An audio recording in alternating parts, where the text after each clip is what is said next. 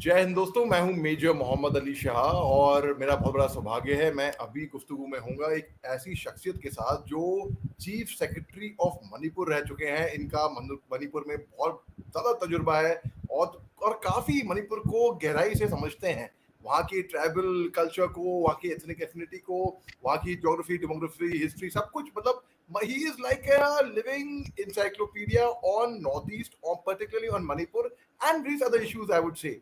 And incidentally, I also would like to say he is definitely a father of a very dear friend, father-in-law of a very dear friend as well, and incidentally also our neighbor. But I am very grateful to sir for taking your time, sir.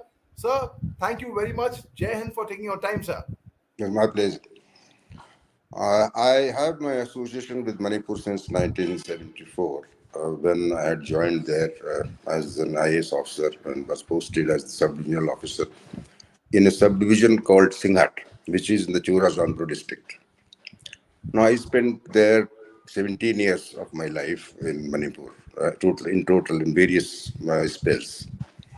And finally, I left Manipur in 2004 after relinquishing the charge of the chief secretary. Now, the Manipur is a wonderful place. When I went there, it was in its pristine natural beauty because development had not touched it by that time. There was no electricity supply during those days in a subdivision. There was no water supply there in those subdivisions. The roads were in very bad condition. And it was only having, I think, 5 hill districts, and one district was there called Imphal Central. Now the state has 16 districts. Now development has proceeded ahead. There is electricity supply, there is water supply, the malls have sprung up, and everything is there now. But the Manipur, in one way, is a little different than other states. Actually, it became a state in the year 1972. It used to be a princely state.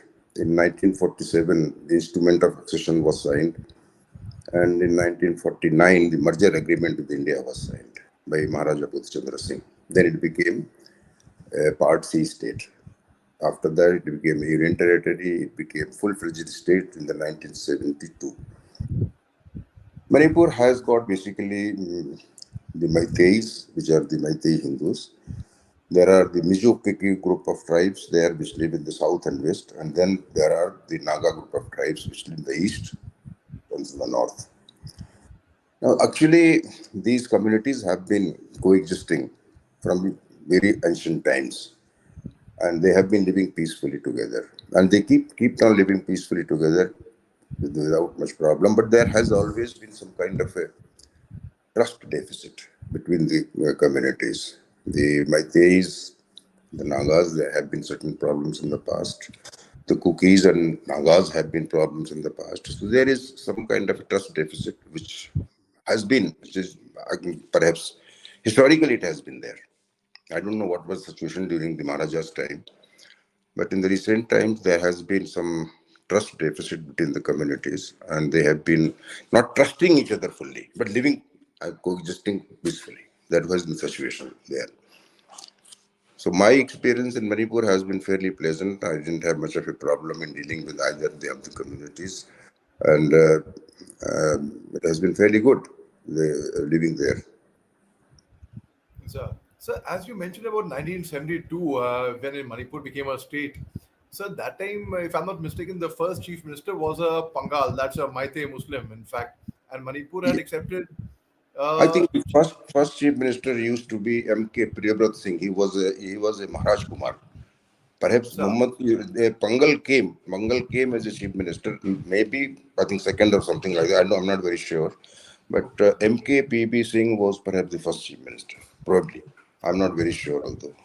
Maharaj Kumar Priyabrat Singh, he was from the princely family of Manipur, and he was perhaps the first. Maybe Muhammad, I forgot the name of the Muslim gentleman who became the chief I know, minister. sir, but it sounds very unbelievable today because seeing the situation in Manipur today, that 1972 की आपने बात की, 1972 में पंगाल लोग समझते नहीं हैं इनको। मैं बोल दूं कि माइते कम्युनिटी है वहाँ पे, उनमें माइते मेजोरिटी तो हिंदू हैं, फिर कुछ क्रिश्चियंस भी हैं, कुछ मुस्लिम्स भी हैं। तो Bangals are basically the Meitei Muslims.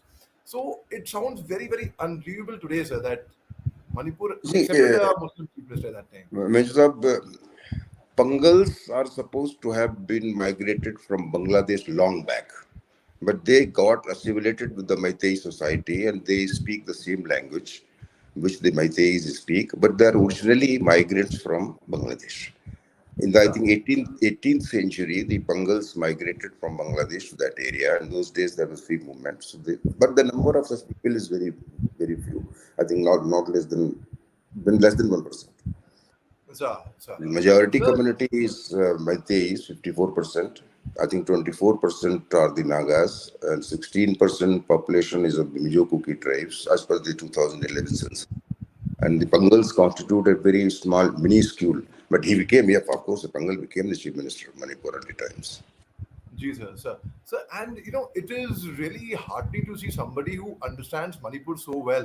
Let me ask you, sir, how important is it for anybody to serve in Manipur, be it from the army, be it from the civil services, be it from the judiciary, be it from any field, be it a businessman, मैं तो कह रहा हूँ, to understand the tribal culture, the ethnic affinity, the intricacies of Manipur. How important is that, sir?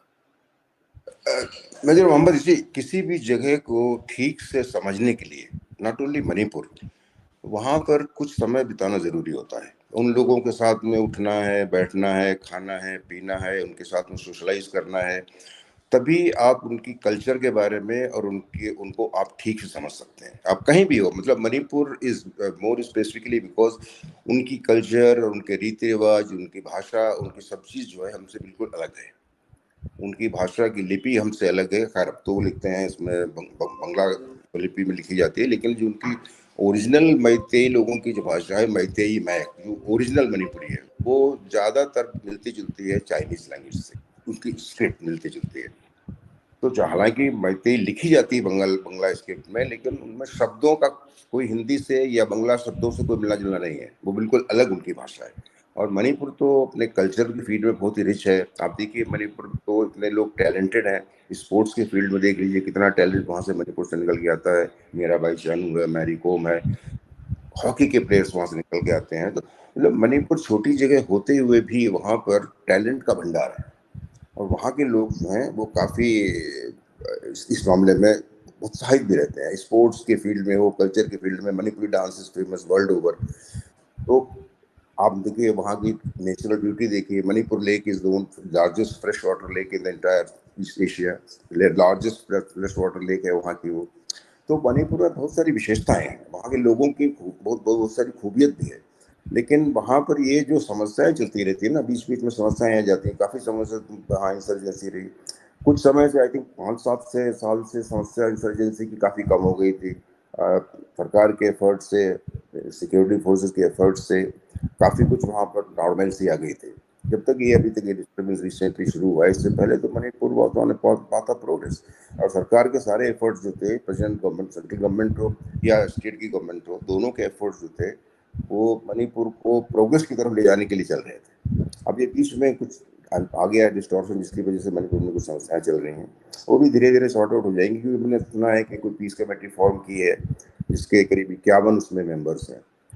तो मैंने देखा तो उसमें तो काफ़ी, मतलब total representative of all sections of the society is there. अब मैं ये नहीं कह सकता कि वो जो वहाँ पर रिप्रेजेंटेड लोग हैं कितने इन्फ्लुएंस कर सकते हैं लोगों को, वो मैं नहीं जानता हूँ, क्योंकि मैं तो वहाँ से, मेरा टच तो 15 साल से छूट गया है. लेकिन जो कंपोजिशन मैंने देखा है उसमें रिटायर्ड ब्यूरोक्रेट्स भी हैं, रिटायर्ड जज, हाई कोर्ट के जज भी हैं, रिटायर्ड आईपीएस ऑफिसर्स भी हैं, और एकेडमिया के भी लोग हैं, कल्चर साइड से भी लोग हैं, रिप्रेजेंटेटिव्स हैं, मतलब वेरियस कम्युनिटीज के, वो सब हैं उसमें. थोड़ा बड़ी जरूर है. उसमें 51 लोग शामिल किए गए हैं.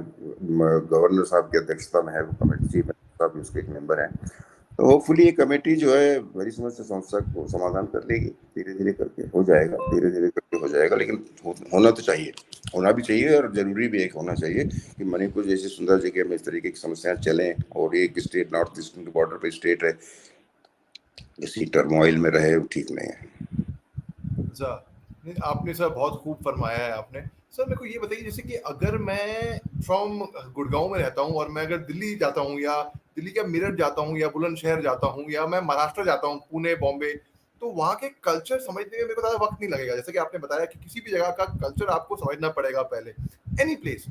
But sir, now in a place like Manipur, where there are so many different tribes, there are so many different ethnic affinities, and within that tribe, there are sub-tribe. Like for example, अगर आप cookie हैं, तो आप कौन से cookie हैं? You could be Pangal, you could be no no not Pangal, sorry, you could be a Paite, you could be a Khongsai, you could be a Shauti. So again, so to understand the kind of tribal affinity, to equate it slightly, though very very different cultures, very two different very states, but neighboring states, to for everyone to understand. So like जैसे कि फर्ज करिए नागालैंड, अब नागालैंड में जब तक किसी को समझ नहीं होगी कि लोथास वोखा में रहते हैं, अंगामी रहते हैं कोहिमा में या जखामा में, और आओ रहते हैं मोकोकचुंग में उस तरीके से, या कोन्याक ट्विनसैंग या मोन की तरफ रहते हैं।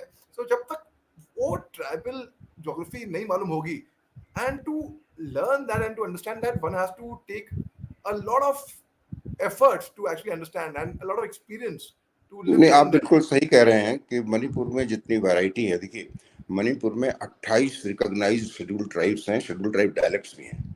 देखिए आप कुकीज में तो थाडो भी आएगा, पाइते भी आएगा, गुइते भी आएगा, सिंते भी आएगा। There are so many varieties of which are grouped under the Kuki tribes. And Mizos भी आएंगे, मिजो कुकी ग्रुप में आते हैं। नागाज में आप देखिए तांगखुल भी आएंगे, ठीक है, काबुई नागा भी आएंगे। तो इनके सबके जो अपने सिस्टम्स हैं, जो कल्चर है, थोड़ा बहुत वेरी करती है, और उनकी डायलेक्ट भी वेरी करती है। लेकिन वो आपस में एक दूसरे से बात करने के लिए उनकी डायलेक्ट में सिमिलरिटी भी है और वैरायटी भी है, अलग अलग भी है, तो समझ लेते हैं, एक दूसरे से बात भी कर लेते हैं। लेकिन उनकी लिंगुआ फ्रेंका मणिपुर की है, लिंगुआ फ्रेंका जो है वो मैतेई है, मैतेई लैंग्वेज है, जिसमें सभी कोई एक दूसरे से बात कर सकता है। हम लोग भी जब जाते गए वहां पर, तो हमको भी थोड़ी बहुत मणिपुरी सीखनी पड़ी। हाई स्कूल लेवल की मणिपुरी सीख के हम लोग परीक्षा पास करते हैं, तब हमको वहाँ मतलब इंक्रीमेंट वगैरह मिलता है। तो हम लोगों में थोड़ी बहुत मणिपुरी पढ़ी हुई है, लेकिन बीच में टच में नहीं रहा, इसलिए भूल जाते हैं। बट अगर आप बिल्कुल सही कह रहे हैं कि अगर आपको ठीक से समझना है, तो वहां पर आपको उनके साथ में अच्छा खासा समय बिताना पड़ेगा, तभी आपको वो सारी जो इंट्रिकेसीज हैं उनकी लाइफ की समझ में आए। बस ये मतलब अब एक विजिट में गए और वहाँ घूम के आ गए, एक दिन वहाँ बिताए उनके साथ में या 2 दिन बिताए आपने, उसमें वो आपको अंडरस्टैंडिंग शायद नहीं हो पाएगी। जी सर, एब्सोल्युटली सर। बिल्कुल सर सही कह रहे हैं। सर उसी तरीके से जैसे कि अभी आपने 51 लोगों के पैनल की बात की, जो पीस पैनल बनाया गया है, मेरा ऐसा मानना था पर्सनली दैट इसमें people who are neutral, who are non tribals और who are non Manipuri, they should be included in that. फिर मेरी बहुत सीनियर ऑफिशियल्स है जिनका बहुत लंबा तजुर्बा रहा है, उनसे भी बात हुई सर, आपसे भी इसके बारे में बात हुई। I took advice from you, I took advice from former को commander and former senior people, former DGP जो वहां पे रहे हैं, and what they told me was you are partly right and partly the acceptance of a North Indian, for example, of Mr. Sharma or Muhammad Ali Shah or somebody from here may not be there in the tribal sir. Do you think sir that is देखिए that? सबसे बड़ी बात पहले ये समझिए कि ये peace committee का चार्टर क्या है। पीस कमेटी का चार्टर है कि जो वहाँ पर इस वक्त में जो कम्युनिटीज हैं जिनमें आपस में डिस्ट्रस्ट है, या जिसको कहिए कि डिफरेंस या ट्रस्ट है, उसको रिमूव करना। कोई किसी के दिमाग में कोई सस्पेशन है, किसी के दिमाग में कोई चिंता है, किसी को कहता है क्या है क्या नहीं, तो उसको तो वही लोग मतलब कर सकते हैं जिनको वो एक्सेप्ट करते हो, जो वहाँ के ओपिनियन लीडर्स हों। ठीक है, हम बाहर से हम रहे जरूर है वहां पर, हम 17 साल 18 साल 20 साल उनके साथ बिताए हैं, लेकिन हमको तो वो मयांग ही समझेंगे ना, आपको भी मयांग ही समझेंगे। मयांग की कनोटेशन क्या होता है कि Mayang is a derogatory word for an outsider. चाहे आप 15 साल रह लिए हो, चाहे आप 10 साल रह लिए हो, your tag of मयांग will not go away, it will remain with them. तो वहाँ की कमेटी में वो लोग होने चाहिए जिनको कि वहाँ के लोग एक्सेप्ट करते हैं, एक्सेप्टेबिलिटी उनकी होनी चाहिए, और जिनकी बात को समझ के वो उन पर अमल करना चाहें। हम लोग एफर्ट कर सकते हैं, हम लोग उनमें हेल्प कर सकते हैं, लेकिन we can not be substitute for the locals. ये उनको आपस में ही सॉर्ट आउट करना है। ये मामला जो है डेफिशिएंसी ऑफ ट्रस्ट का है बिटवीन कम्युनिटीज, और जिसके हिस्टोरिकल रीजंस भी रहे हैं। तो वो लोग वहाँ के ओपिनियन लीडर्स हैं, चाहे वो मतलब इलेक्टेड पॉलिटिकल लीडर्स हों, चाहे उनके ट्रेडिशनल लीडर्स हों। लाइक जैसे गांव में उनके जैसे हेरार्की है, जिसमें कि चीफ्स हेरार्किकल होते हैं। जैसे राजा होता था, उसका बेटा चीफ बन गया, उसका बेटा चीफ बन गया, तो वहाँ अभी भी निंगथौ कहा जाता है उसको, वो राजा है वहाँ का, उस गांव का, उस विलेज का राजा है, ठीक है। तो वहाँ के लोग ही जिनका पब्लिक के ऊपर में होल्ड है या पब्लिक जिनको ट्रस्ट करती है, वही लोग पीस प्रोसेस में ज्यादा सफल होंगे। हम लोग बाहर वाले जाके उतना ज्यादा इम्पैक्ट नहीं डाल पाएंगे, हम चाहे जितना उनके वेलविशर हों, आए भी उनके वेलविशर, लेकिन शायद वो हमारी बात को इतनी ठीक से नहीं समझेंगे, नहीं तो मान सर जो पाएंगे। आपने इसलिए बोला मैं है, समझता हूँ कि हमारा रोल है भी बहुत लिमिटेड है। सर जो मतलब आपने पर्सनली बोला मेरा है ये सर, मानना है कि we can play a very limited role in the whole process. ये सारा का सारा जो है वो वहीं के लोगों को स्वयं ही समझाना है, उनको खुद ही समझना है। वहां भी जो लोग होंगे कुछ तो सेन, मतलब जिनकी सेन में है, माइंडसेट है, हर कोई थोड़ा ही मतलब उस विचारधारा का होता है कि भाई हम है। तो वहां भी जो सेनर एलिमेंट्स हैं सोसाइटी के, उन लोगों को समझाना चाहिए ताकि पीस प्रोसेस सक्सेसफुल हो, लोग पीसफुली रह सकें जैसे रहते आ रहे हैं मणिपुर में पहले से।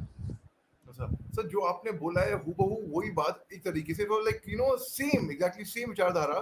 जितनी भी मैं सीनियर ऑफिसर से बात करी, they said the same thing over there, like you know what you have said.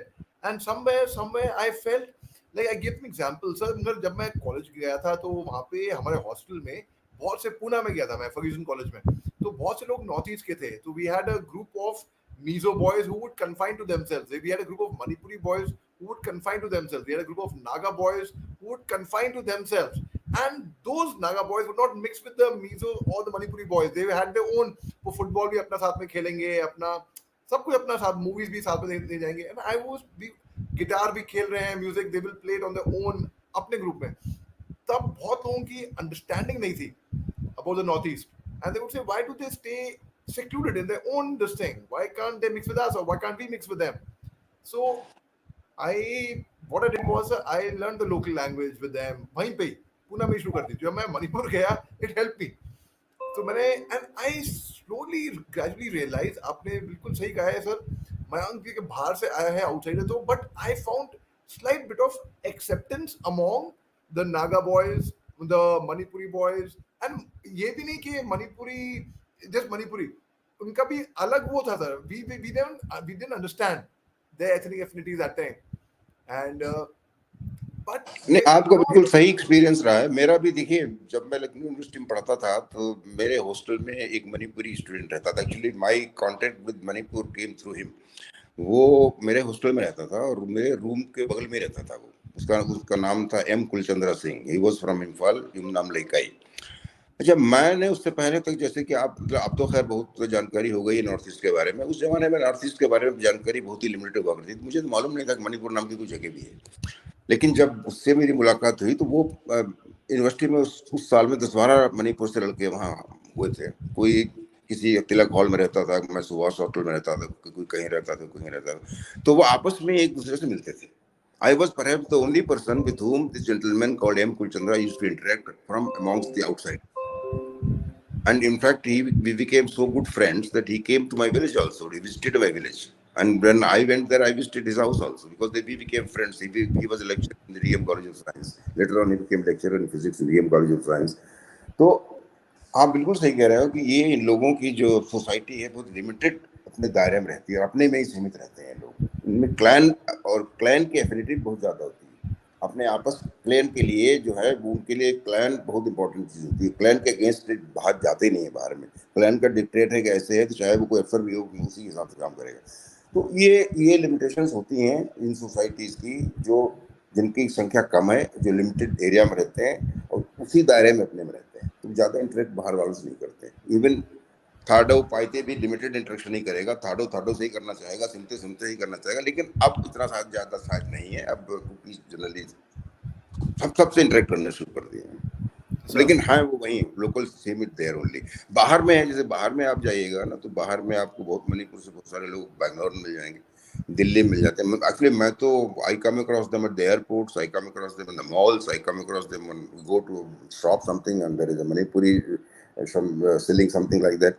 तो अब तो बाहर निकल के वो काफी, वो भी उन्होंने अपना हॉरिजन ब्रॉडन कर लिया है। They are also no cosmopolitan, बस इतना ज्यादा नहीं रहे होंगे शायद। so ये बताइए, you speak Manipuri, you had learned Manipuri as well, you know the ethnic culture, affinities. So when you come across with them in the on the mall, क्या आपका दिल नहीं करता कि आप जाके इनसे बात करें मणिपुरी में? I do talk to them. I talk to them in Manipuri. I talk to them, and they feel so happy about it. And when I tell them that I have been to Imphal, I have lived there for 17 years. Actually, I have lived only three places. I lived in Churachandpur area, I lived in rural area, and I lived in Imphal. So I said I have been there, and I have lived 17 years. I can speak also. They become so friendly. In fact, I met a CIS of girl at the Hyderabad airport, and she was from Manipur. So I said, "They look like a Manipuri." She said, "Yes." Then I spoke to her in Manipuri a little bit, and she was very mighty pleased. तो उनसे आप कहिए, उन्हें बाहर मिलिए, उनकी भाषा कैसे आप बोलिए, बहुत बहुत प्यार से बात करते हैं वो लोग, बड़े अच्छे लोग हैं. I should say they are very nice people. They are very nice people, but yes, they remain confined to themselves unless somebody takes initiative to enter into their domain. वो है अपने आप वो थोड़ा नहीं करते. So I am feeling so good hearing this, and I feel not so alone now.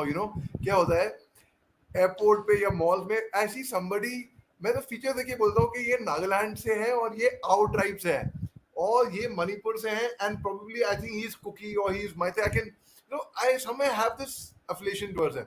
सो क्या होता है विद मी, मॉल में चले गए, so my wife or son will say, no, don't go to them, चुप रहो, don't have to, they'll feel bad, वो बुरा मान जाएगा कि ये कौन आ रहा है इतने बात करने के लिए. तो मैं कहा don't worry, I know how to handle, मैं कर लूंगा. नहीं, So मैं अभी आपको बताता हूँ, रिसेंटली सुनाता हूँ. मैं गया था एम्स में, एक डिपार्टमेंट है, मैं क्या कहते हैं जिसमें, क्या कहते हैं डिपार्टमेंट, प्रिवेंटिव मेडिसिन होता है जिसमें, प्रिवेंटिव मेडिसिन जिसको कहते हैं PMR डिपार्टमेंट कहते हैं, प्रिवेंटिव मेडिसिन एंड रिहेबिलिटेशन. तो मैं वहाँ गया तो मुझे एक डॉक्टर नहीं दिखी, मुझे लग रही थी शायद नॉर्थ ईस्ट से है. तो मैंने उससे पूछा कि भाई आप are you from Manipur? Serious? कहाँ से? तो उसने बोला, जगह का नाम बताया, Imphal, somewhere in Imphal. And she became very friendly to me, and in fact she did my क्या कहते हैं रेडियोलॉजी का कुछ काम था, उसने कुछ किया कराया. मतलब they become very helpful once they come to know कि आप उनके यहाँ रहे हो, आप उनको जानते हो, आप उनको इज्जत करते हो. They become very nice, they become very friendly to you also. बड़े अच्छे लोग हैं, मैं कह रहा हूँ बड़े अच्छे लोग हैं. और मणिपुर भी बड़ी अच्छी जगह है, बड़ी अच्छी जगह रही है पहले में. फिर ठीक हो जाएगी. थोड़ी सी प्रॉब्लम चल रही थी कि भारत सरकार भी अपनी तरफ से पूरा प्रयत्न कर रही है कि भाई सिचुएशन नॉर्मलाइज हो जाए. हमारे गृह मंत्री साहब भी वहाँ 3-4 दिन वहाँ लोगों से बातचीत करके आए. उसके बाद एक पीस कमेटी भी उन्होंने बना दी जो फेयरली रिप्रेजेंटेटिव है. और मुख्यमंत्री साहब भी बड़ी कोशिश कर. एक्चुअली जो आजकल मुख्यमंत्री साहब हैं, जब मैं चीफ सेक्रेटरी था तो मिनिस्टर ऑफ स्टेट हुआ करते थे उस जमाने में. तो मैं उनको जानता भी हूँ, और उनकी मतलब मैं मिलता तो नहीं बहुत ज़्यादा, कभी भी नहीं मिला उनसे बाद में जब से वो मुख्यमंत्री बने, लेकिन उस सब वक्त से मैं इनको जानता हूँ. बड़े अच्छे आदमी हैं, and he means well for everybody, ऐसी कोई बात नहीं है. अब बीच में कभी कुछ घटनाएं हुई होंगी जिनकी वजह से लोगों में ट्रस्ट डेफिसिट हो गया है, तो इसलिए समस्याएं बढ़ गई. Otherwise I think hopefully things ठीक ठाक हो जाएंगी. ऐसा कुछ नहीं है, हो जाना चाहिए. सिक्योरिटी फोर्सेज आपकी लॉ एंड ऑर्डर मेंटेन कर ही रही हैं. मणिपुर पुलिस भी उसमें लगी हुई है, सारा ऑपरेटर्स लगा हुआ है. प्रेजेंट चीफ सेक्रेटरी भी is very capable and competent person. Vineet Joshi is there, recently has been posted. पहले वाला भी बहुत अच्छा था. तो ये सब लोग मिलकर के सिचुएशन को सुधार ही लेंगे. ऐसा कुछ नहीं है, सब ठीक हो जाएगा. और बताइए. Sir it was such an honour sir आपके साथ गुफ्तगू में रह के, एंड वाकई में I mean so nice of you, really very sweet and kind of you sir to have taken our time for me. Sir जाते जाते एक आखिरी सवाल पूछता हूँ आपसे सर. सर मेरा अनुमान तौर पे मैं इंसर्जेंसी जम्मू कश्मीर में काट के आया था, लाइन ऑफ कंट्रोल से मैं यहाँ पे 2 साल काट के फिर मैं नॉर्थ ईस्ट आया था. सो सर मैंने देखा कि नॉर्थ के JNK में इंसर्जेंसी लड़ना with the terrorist, with the militants, very different. अगर मैंने पूंछ और राजौरी में गुरुवार लड़ा हुआ है, मैं श्रीनगर में या पुलवामा में या अनंतनाग में टेररिज्म लड़ सकता हूँ, वहीं पे इंसर्जेंसी जो हमको अकेडमी में सिखाया जाता है. But I saw in north east they had like different ways of setting an ambush, the different underground factions, the different tribals, they had a different way of, हर जगह का अलग था. लाइक फॉर एग्जांपल अगर थोपाल में अलग है तो चाचनपुर में अलग होगा, अगर एरिया जोपी समतल में अलग है तो मोरे में अलग होएगा. Sir now I want to ask you, क्या आपको मुझे ऐसा लगा कि जम्मू कश्मीर में it's been very highlighted, but northeast for some reason has been very neglected. So अगर कोई एक हादसा Manipur, and Manipur I found it to be hotter than Jammu Kashmir. That was my personal experience, but it was not, people did not know. They used to ask me, अच्छा मणिपुर में insurgency है क्या? Those were the, क्या बात कर रहे हो? हमें तो बस जम्मू देखिए ऐसा कश्मीर है सुना ना था। कि जम्मू और कश्मीर की जो इंसर्जेंसी की समस्या है वो इसलिए हाईलाइट हो जाती है क्योंकि उससे इंटरनेशनल रिपरकशंस हैं। ठीक है, being on the border with Pakistan and then history, the Pakistan has been claiming the Jammu and Kashmir is there, so this and that and all that. अब आपको वैसे तो वो हमारा आधा दबाए बैठे हुए हैं, लेकिन इसके चूंकि इंटरनेशनल रेमिफिकेशंस हैं इसलिए इसको ज्यादा साउंड बाइट्स मिलते हैं। जहाँ तक नॉर्थ ईस्ट का सवाल है, देखिए नागा इंसर्जेंसी बहुत पुरानी है। नागालैंड के साथ में भारत सरकार ने समझौता भी एनएससीएन के साथ कर रखा है। कुकीज के साथ भी एक आई थिंक एग्रीमेंट हुआ है, भारत सरकार ट्राइपार्टाइट एग्रीमेंट हुआ है, भारत सरकार भी, स्टेट गवर्नमेंट और कुकीज के साथ भी एग्रीमेंट हुआ है। तो बहुत सारे किसी जमाने में पीस अकॉर्ड हुआ था, आसाम पीस अकॉर्ड हुआ था, किसी जमाने में मिजोरम के साथ पीस अकॉर्ड हुआ है। तो नॉर्थ ईस्ट में तो इंसर्जेंसी, नागा इंसर्जेंसी अपनी अलग थी, मिजो इंसर्जेंसी अपनी अलग थी, त्रिपुरा में अपनी अलग चल रही है। मणिपुर में देखिए एक मैतेई इंसर्जेंसी है, यूएनएलएफ है, पीएलए वगैरह, प्री पाक वगैरह हुआ करते थे। फिर कुकीज की अपनी अलग हो गई, नागाज की तो खैर ही है, चलती रहती है। तो वहाँ पर मतलब variety of insurgents were operating, large number of insurgent organizations used to operate in that area those times, और उनके अपने अलग मेथड्स होते हैं। बट मुझे जहाँ तक पता है, NSCN was at the top and most of the groups were owing some allegiance with the NSCN। तो अब जाके ये लोग जो थे बर्मा में जाके, जो चीन स्टेट है वहाँ पर इनके कैंप्स होते थे, वहाँ पे जाकर के अपनी ट्रेनिंग करते थे, वहाँ से नए नए मेथड्स आते थे और सीख के आते थे। और in the earlier stage I think China was behind supporting them. बाद में हमने सुना कि शायद बंगला, जब तक ईस्ट पाकिस्तान था, even Pakistan was supporting the insurgency in the north east very actively, they were supporting, चाहे वो आसाम की हो, चाहे वो मणिपुर की हो, चाहे त्रिपुरा की हो, ये सब लोग जाते थे, वहीं पर इनको शेल्टर भी मिल जाती थी। तो अपने अपने अलग अलग तरीके लेकर के आते थे लोग और उसी तरीके से करते थे। किसी टाइम पे ये माना जाता था कि नागा इंसर्जेंसी में नागालैंड के जो हैं, अगर आपके साथ गाड़ी में कोई महिला है तो वो आपको एम्बुश नहीं करेंगे, क्योंकि there was a risk of that woman being getting hurt. लेकिन अब तो शायद वो चेंज हो गया होगा बहुत पहले से। पहले तो लोग ऑफिसर जाते थे नागालैंड में, जो टूर पे जाते थे तो अपनी वाइफ्स को साथ बिठा लेते थे ताकि उससे वो सेफ रहते थे, ये माना जाता था। बाद में तो उन्होंने भी शायद अपने मेथड्स चेंज कर दिए होंगे। तो चलिए, बहुत अच्छी हम लोगों ने बात की मणिपुर के बारे में। हम तो मणिपुर से actually tell you very frankly, मैंने तो मणिपुर 2004 में छोड़ दिया था। मैं रिटायर भी हो गया 2008 में। तो मुझे मणिपुर के बारे में ज़्यादा टच में नहीं होंगे, तो मुझे करंट सिचुएशन के बारे में बहुत ज़्यादा जानकारी नहीं है। लेकिन हाँ, आपने पूछा तो मैंने बताया कि मैंने देखा था वो जो कंपोजिशन ऑफ कमेटी की बनाई है, बहुत ही ब्रॉड बेस्ड है। और आज मैंने सुना है कि एक खबर में आया है कि कुछ लोगों ने, जो कुछ सेक्शंस ने उस कमेटी को रिजेक्ट कर दिया है, 2-3 सेक्शंस में। तो शायद चीफ मिनिस्टर ने अपील की है कि भाई गिव पीस अ चांस। तो basically there are sincere efforts on way to establish peace in Manipur, so hopefully it will succeed. Sir thank you very much sir for your time, truly indebted to you sir, and बहुत मजा आया sir, बहुत सीखने को मिला sir आपसे। You are आपका ये आपकी मॉडेस्टी है जो आप कहते हैं कि करंट सिचुएशन की आपकी नॉलेज नहीं है, but you have a lot of knowledge, you know, but and you explain it so well, इतनी बारीकी से आपने समझाया है सर, आपसे बेहतर कोई समझ सकता था इसको सर। शुक्रिया बहुत बहुत sir, thank you very much sir, जय Hind thank sir. You very much, thank you very much, thank you.